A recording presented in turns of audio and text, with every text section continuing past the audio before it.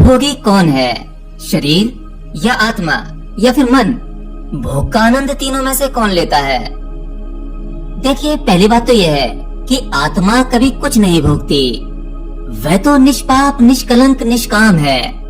उसे कुछ भोगने की आवश्यकता नहीं है, क्योंकि आत्मा तो सर्वव्यापी है। वह जब भी थी जब आप नहीं थे, वह अब भी है और वह हमेशा रहेगी। आत्मा अजन्मी है, और जो अजन्मा है उसके लिए उसका कभी ना होने जैसा हो ही नहीं सकता। वह हमेशा से है, हमेशा से थी और हमेशा रहेगी। सबका अस्तित्व या कहूँ ये समस्त अस्तित्व उस आत्मा के कारण ही है। जब सब कुछ उसका ही है, सबको चलायमान रखने का कारण ही वही है, तब भला वह आत्मा क्षण भर के सुख दुख में कैसे फंसेगी? अरे भाई, वह तो शुरू से मुक्त ही है। बंधन तो आपने स्वयं बांध रखे हैं। आत्मा एक गहरी और भीतरी अवस्था है। सबसे पहले आपका शरीर, फिर आपका मन, फिर आपका भीतरी मन। ऐसे ही न जाने कितनी परतों के बाद वह सर्वव्यापी व्याप्त है। असल में आपकी ये पढ़ते ही अपने आप को अपना होना जानने लगती हैं, और इसी को हम अज्ञान कहते हैं। क्या आपने कभी सोचा कि आपको आत्मा का पता क्यों नहीं चलता, या कहूँ आपको आत्मज्ञान क्यों नहीं होता?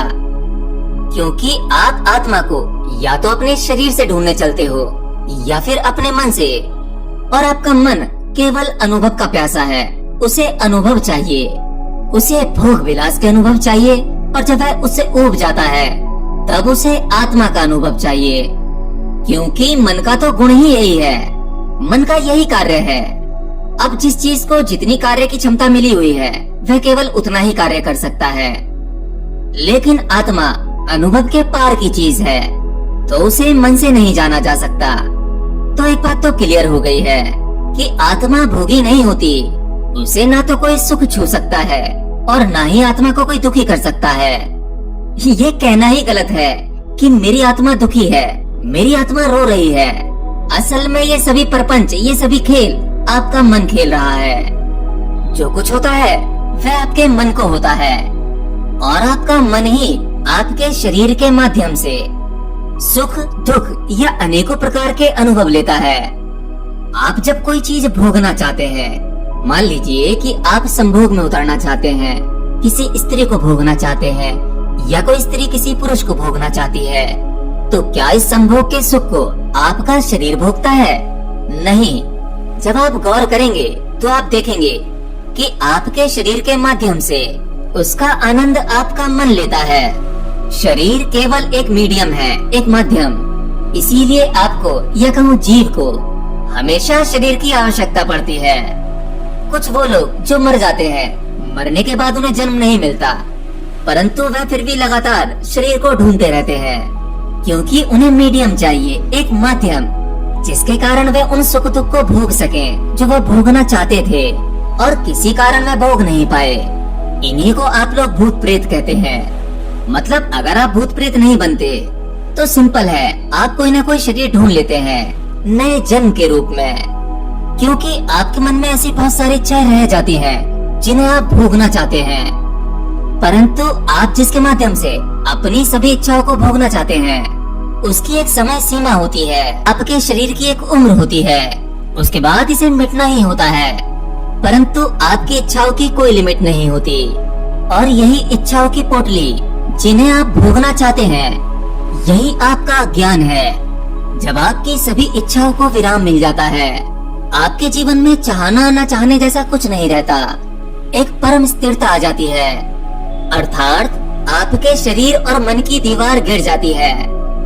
फिर जो रह जाता है वह शुद्ध ज्ञान रह जाता है, वही आत्मावस्था है। उसी को ज्ञान होना कहते हैं। सर, एनलाइटेंड लोग अपनी बॉडी को जल्दी क्यों छोड़ देते हैं?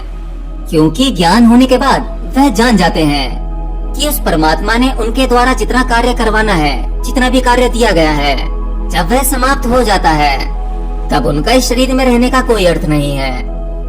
आपको लगता होगा कि यार ज्ञान होने के बाद भी, एनलाइटेंड होने के बाद भी तब भी मरना पड़ता है। असल में ज्ञानी पुरुष का मरना नहीं होता, क्योंकि वह पूर्ण मिटता है।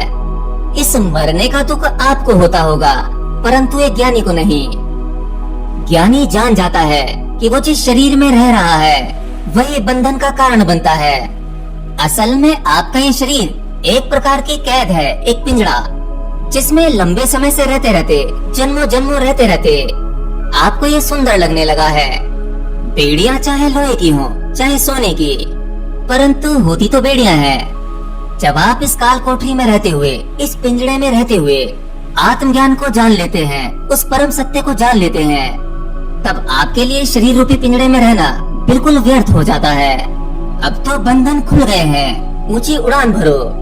यहाँ मृत्यु जैसा कुछ भी नहीं है। असल में ज्ञानी जब ये शरीर छोड़ता है तब वह पहले ही जान लेता है कि उसके जाने का समय आ गया है। मैंने कहा जाने का समय, न कि मृत्यु का समय।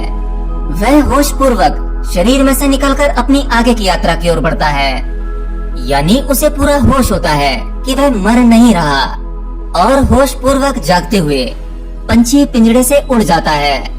और जो पूरे होश में अपने शरीर से निकलता है वह जानता है कि वह मर नहीं रहा, बल्कि उस मृत्यु की घटना को वह होश पूर्वक आराम से देखता है। तब भला ऐसे में मृत्यु का क्या डर, जब आपको भली भांति पता है कि केवल शरीर गिरा है। मैं तो सदैव से था और सदैव रहूंगा।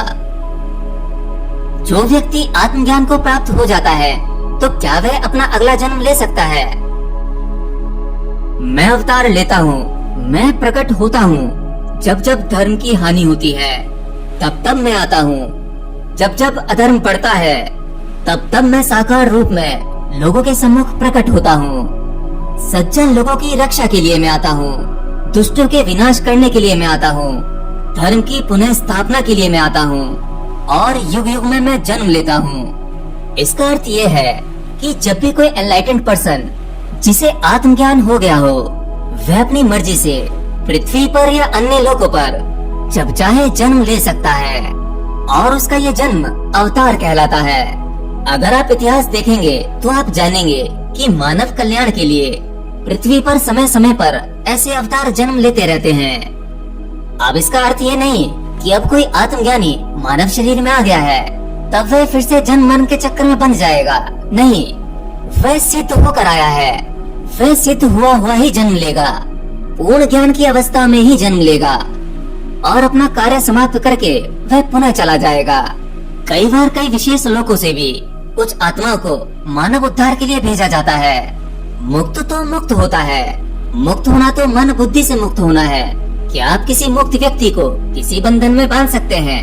नहीं, क्योंकि सभी बंधन मानसिक बंधन होते हैं, ये मन के द्वारा बनाए जाते हैं।